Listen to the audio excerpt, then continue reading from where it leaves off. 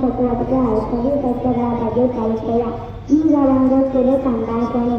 ಅಜ್ಜಿ ಆಗಿದ್ದಾಗ ನೌಕರು ಹಾಗೂ ಮೊಮ್ಮಗನಾಗಿ ಸಾಗರ್ ಬೆಳೆದು ಅಜ್ಜಿ ಮನೆಯ ಹಿತ್ತಲಲ್ಲಿ ನಿಂತಿದ್ದಾಳೆ.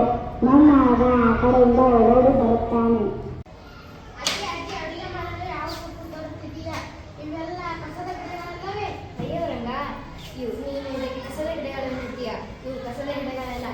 ಔಷಧೀಯ ಬೆಳೆಗಳು. ಇವು ಪ್ರಪಂಚದ ಮೊದಲ ಔಷಧಿ ಅಂಗಡಿಗಳು. ಔಷಧಿ ಅಂಗಡಿ ಎಲ್ಲಿ ಮಾಡ್ತಿದೀಯ ಅಜ್ಜಿ? ಇವು ಮಾತ್ರೆಗಳಾಗಿ ಅಲ್ಲವಲ್ಲ? ಮಾತ್ರೆಗಳು ಆಮೇಲೆ ಬಂದಿದ್ದು. ನಮ್ಮ ಹಿರಿಯರು ಈ ಎಲೆಗಳನ್ನೇ ನಂಬಿದ್ದರು. ಯಾವ ಎಲೆ ನೆಗಡಿಯನ್ನು ಕಡಿಮೆ ಮಾಡುತ್ತದೆ, ಯಾವ ಬೇರು ಗಾಯವನ್ನು ವಾಸಿ ಮಾಡುತ್ತದೆ ಎಂದು ನಮ್ಮ ಹಿರಿಯರಿಗೂ ಗೊತ್ತಿತ್ತು. ಹೌದಾ ಅಜ್ಜಿ, ನಮ್ಮ ಔಷಧಿಗಳು ಭೂಮಿಯಿಂದಲೇ ಬಂದಿವೆ? ಖಂಡಿತ.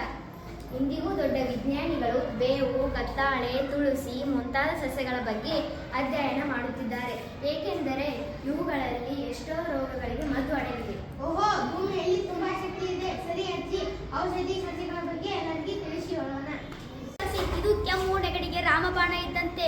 ಇದು ರೋಗ ನಿರೋಧಕ ಶಕ್ತಿಯನ್ನು ಹೆಚ್ಚಿಸುತ್ತದೆ. ಇದು ಶುಂಠಿ. ಇದು ವ್ಯಾಕರಿಕ ವಾಂತಿ, ಜೀರ್ಣಕ್ರಿಯೆಗೆ ಸಮಸ್ಯೆಗೆ ಪರಿಹಾರ. ಇದು ನೆಗಡಿ, ಕೆಮ್ಮು ಕೂಡ ಕಡಿಮೆಗೊಳಿಸುತ್ತದೆ. ಇದು ಬೇವು. ಇದು ದೇಹದ ಆರೋಗ್ಯಕ್ಕೆ, ರಕ್ತವನ್ನು ಶುದ್ಧೀಕರಿಸಲು ಬೇಕು ಹಾಗೂ ಹಲ್ಲಿನ ಆರೋಗ್ಯಕ್ಕೂ ಒಳ್ಳೆಯದು. ಇದು ಅರಿಶಿನ. ಅತ್ಯುತ್ತಮ ಉರಿ ನಿವಾರಕ ಹಾಗೂ ನಂಜು ನಿರೋಧಕ, ಜೀರ್ಣಕ್ರಿಯೆಗೆ ಉತ್ತಮ. ಇದು ಶತಾವರಿ. ಇದು ಮಹಿಳೆಯರ ಆರೋಗ್ಯಕ್ಕೆ ಪ್ರಮುಖ ಟಾನಿಕ್. ಇದು ಹಾಲುಣಿಸುವ ತಾಯಂದಿರಲ್ಲಿ ಹಾಲು ಉತ್ಪಾದನೆ ಹೆಚ್ಚಿಸಲು ಸಹಾಯಕಾರಿ. ಇದು ಆಮ್ಲ. ಇದು ರೋಗ ನಿರೋಧಕ ಶಕ್ತಿಯನ್ನು ಹೆಚ್ಚಿಸುತ್ತದೆ. ಇದಕ್ಕೆ ಬೆಟ್ಟದ ನೆಲ್ಲಿಕಾಯಿ ಎನ್ನುವರು.